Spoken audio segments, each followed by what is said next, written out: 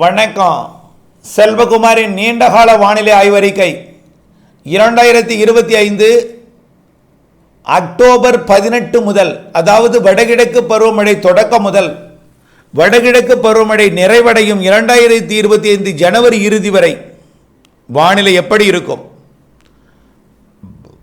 அதிகாரப்பூர்வ வானிலை அறிக்கைக்கு இந்திய வானிலை ஆராய்ச்சித்துறை அறிக்கையை பார்க்கவும். 2025 ஆகஸ்ட் 17 ஞாயிற்றுக்கிழமை அதிகாலை பதிவு செய்யப்படும் ஆய்வறிக்கை. சிறு மாறுதலுடன் வலுவூட்டலுடன் அப்டேட்ஸாக இதை பதிவு செய்கிறேன். வங்கக்கடலிலே நேற்றைய விட கடந்த வாரத்தை விட நீரோட்டம் வலுப்பெற்றிருக்கிறது.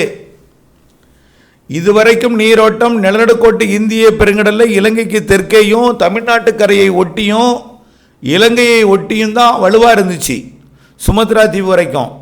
இப்போ அந்தமான் கடற்பகுதியிலையும் வெப்பம் அதிகமாகி கொண்டிருக்கிறது.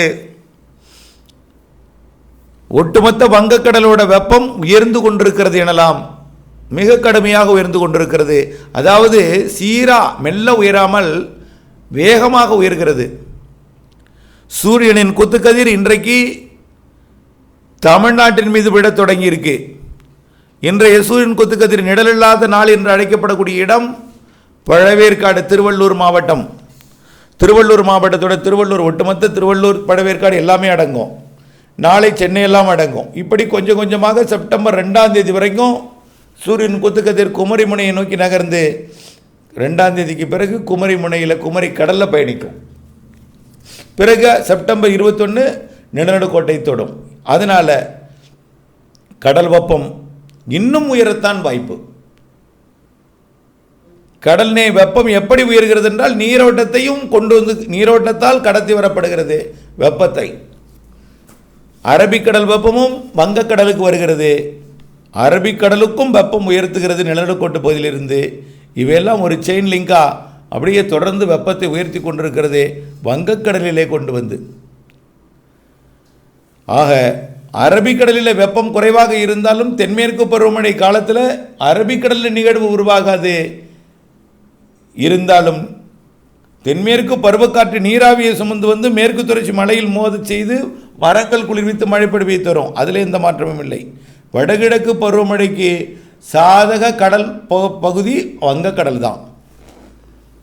வங்கக்கடல்லேருந்து அப்படியே தாய்லாந்து வளைகுடா, தென்சீனக்கடல், பசிபிக் பெருங்கலோட பிலிப்பைன்ஸ் சுற்றுவட்டார ஆஸ்திரேலியாவுக்கு வடக்கு பகுதி, இது எல்லாமே வடகிழக்கு பருவமழைக்கு சாதகமாக கடல் வெப்பத்தை உயர்த்தி கொண்டிருக்கிறது. கடல் நீரோட்டமும் கொண்டு வந்து ஆசிய பக்கத்தில் தான் வெப்பத்தை உயர்த்தி கொண்டிருக்கு. பசிபிக் பெருங்கடல் நீரோட்டமும் 2-3 நாளில் இருந்ததை விட இப்போ அதிகமாயிடுச்சு, வலுவாயிடுச்சு. ஆக நாளுக்கு நாள் வலுவடையும் நீரோட்டம் ஆசிய பகுதி வெப்பத்தை உயர்த்தும் நீரோட்டம் தென்சீன கடற்பகுதியையும் உயர்த்துகிறது வெப்பத்தை. தாய்லாந்து வளைகுடா வெப்பத்தையும் உயர்த்தி கொண்டிருக்கு.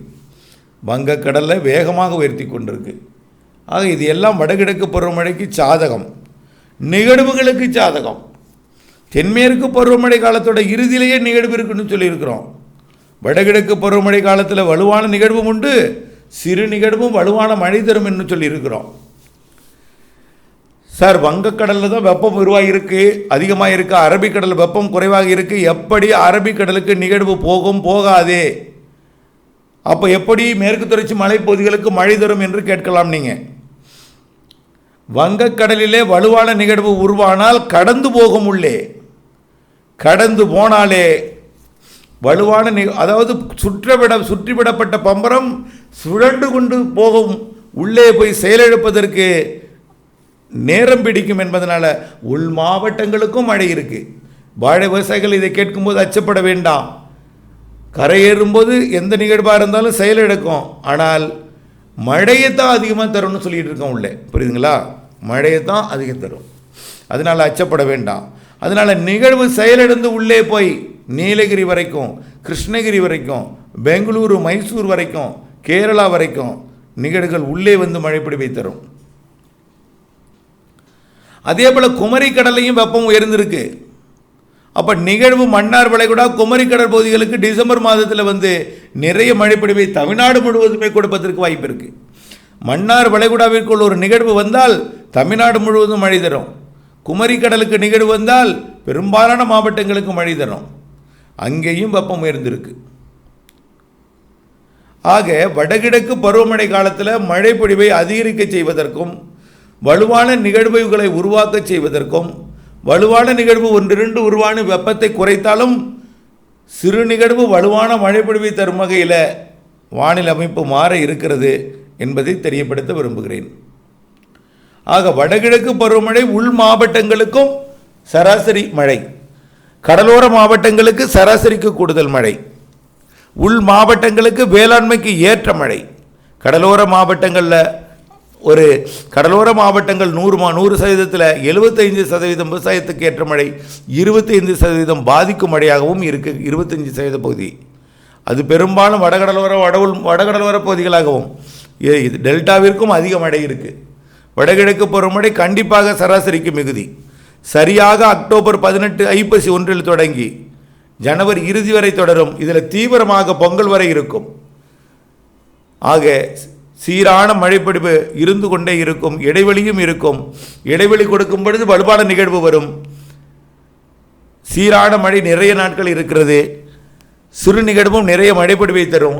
இந்த ஆண்டு மழை ஆண்டு 2025 வடகிழக்கு பருவமழை காலம் மழை ஆண்டு எனலாம். காற்று குறித்த அச்சம் வேண்டாம்.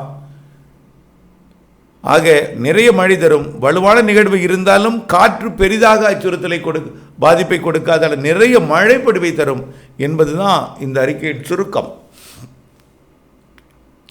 இலங்கைக்கும் அதே தான்.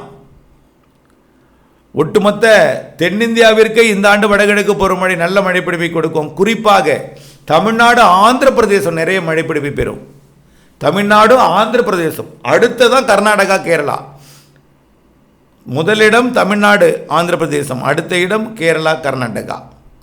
ஒடிசாவிற்கும் மழை இருக்கும் கண்டிப்பாக. ஏன்னா அந்தமான் பகுதியில் வெப்பம் இருக்கிற காரணத்தினால ஓரிரு நிகழ்வுகள் ஒடிசாவிற்கும் போய் செயலிழந்து திரும்பி வரவும் வாய்ப்பு இருக்குது. அப்படி கடலோரம் போய் கரை கடந்து செயலிழந்து வரவும் வாய்ப்பு இருக்குது.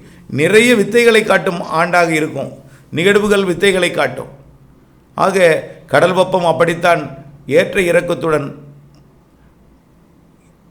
இருக்கும் என்பதனால நிறைய உயரழுத்தங்கள் மேற்கத்திய இடையூறுகளும் கணிக்க முடியாத வானிலையை கொடுத்தாலும் கனமழை பொழிவுகள் இருக்கிறது என்பதை தான் உறுதியாக சொல்லலாம். கண்டிப்பாக நம்முடைய வடகிழக்கு பருவமழை தென்மேற்கு பருவமழை அறிக்கை இதுவரைக்கும் சரியாக போயிட்டு இருக்கு. தென்மேற்கு பருவமழை முன்கூட்டியே தொடங்கணும், சரியாக தொடங்குனுச்சு. மே மாத இறுதியில் முன்கூட்டியே அணைகளை ஜூன்லேயே நிரப்பணும்னோ நிரப்பியது. ஆகஸ்ட்டில் தென்மேற்கு பருவமழை வழக்கமாக எல்லா வருடங்களும் தீவிரமாக இருக்கும். ஆனால் இந்த வருஷம் ஆகஸ்ட்டில் தீவிரம் குறைஞ்சிருக்கும். ஜூன் ஜூலையில் வலுவாக இருக்குன்னு சொன்னோம், நிரப்பியது. ஆனால் ஆகஸ்ட்டில் சீரான மழை இருக்கணும். இப்போவும் சீரான மழை இருக்குது, பாதிப்பில்லாத மழையாக அது தொடர்கிறது. ஆக எல்லாம் சரியாக இருக்கிறது. இதுலேயும் பெரிய மாறுதல் இருக்க வாய்ப்பில்லை. தொடர்ந்து வானிலை ஆய்வறிக்கை கூட இணைந்திருந்து வானிலை அப்டேட்ஸ் அறிந்து விவசாயம் செய்ய திட்டமிட்ட வேளாண்மைக்கு உங்களுடைய லாபத்திற்கு வானிலை அவசியம் என்பதையும் வானிலை அப்டேட்ஸ் அறிந்திருந்து பயன்பெறவும் அன்போடு கேட்டுக்கொள்கிறேன். இதற்காக ஒரு 5 நிமிடம் செலவிடும் பழக்கத்தை ஏற்படுத்தி கொள்ளுங்கள். தூறல் விழுந்ததும் வானிலை அறிக்கைக்குள் வானிலையை பார்த்து நஷ்டம் ஏற்படுத்தி கொள்ளாதீர். முன்கூட்டியே வானிலை அறிந்து விவசாயம் செய்ய அன்போடு கேட்டுக்கொள்கிறேன். நன்றி.